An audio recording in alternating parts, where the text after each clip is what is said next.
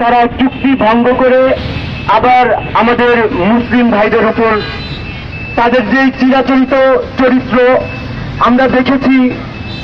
এই ইহুদিদের একটা চরিত্র হচ্ছে তারা ওয়াদার খেলাফ করে, চুক্তি ভঙ্গ করে। পবিত্র কোরআনে আল্লাহ পাক রব্বুল আলামিন এদের বিরুদ্ধে কিয়ামত পর্যন্ত অভিসম্পাতের ঘোষণা করে দিয়েছেন। পবিত্র কোরআনে আল্লাহ পাক রব্বুল আলামিন বলে দিয়েছেন, অদরিবাত আলাইহিমুদ যিল্লাতু ওয়াল মাসকানা ওয়া বাউ বিগদাবিন মিনাল্লাহ। মুহতারাম হাজিরিনের অর্থ হচ্ছে আল্লাহ পাক রব্বুল আলামিন এদের উপর কিয়ামত পর্যন্ত একদম কিয়ামত পর্যন্ত লাগোয়া এদের সাথে লাঞ্ছনা, অপদস্থতা এবং দারিদ্রতার হুকুম লাগিয়ে দিয়েছেন। এর তরুণ মুহতারাম হাজিরিন, এই ইসরায়েলবাসী, এই ইহুদিরা এখন পর্যন্ত পৃথিবীর কোথায় তাদের স্থায়িত্ব হয় নাই।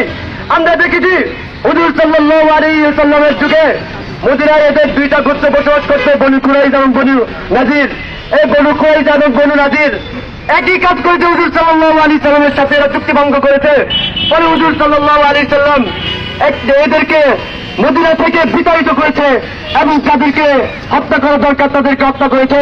ও তারা মুহাজিরিন, বিশ্ব মানচিত্রে এদের কোনো অবস্থান ছিল না।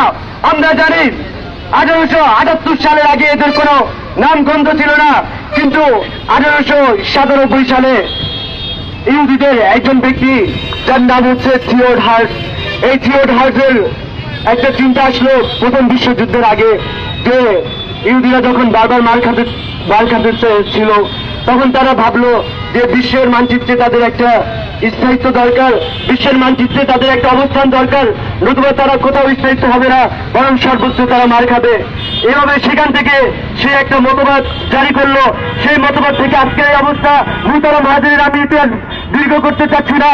আমার পরে অনেক বড় বড় বক্তা, অনেক দেশ বুজুর্গ ওলামায়ে কেরাম তারা আলোচনা করবেন, তারা বিষয়টাকে ফুটিয়ে তুলবেন ইনশাআল্লাহ। মুহতারাম হাজিরিন, আজকে আমাদের আলোচনার বিষয়বস্তু হলো ইহুদি ইসরায়েলের আগ্রাসন এবং ফিলিস্তিনিদের গণহত্যা বন্ধ করতে হবে এবং এর বিরুদ্ধে আমাদের প্রতিবাদ। ইনশাআল্লাহ এই ব্যাপারে ওলামায়ে কেরাম, দেশ বুজুর্গ ওলামায়ে কেরাম বক্তব্য রাখবেন, আমরা সবাই মনোযোগ দিয়ে শুনবো। এ পর্যায়ে অনুষ্ঠানের শুরুতেই আলোচনা নিয়ে আসছেন আমাদের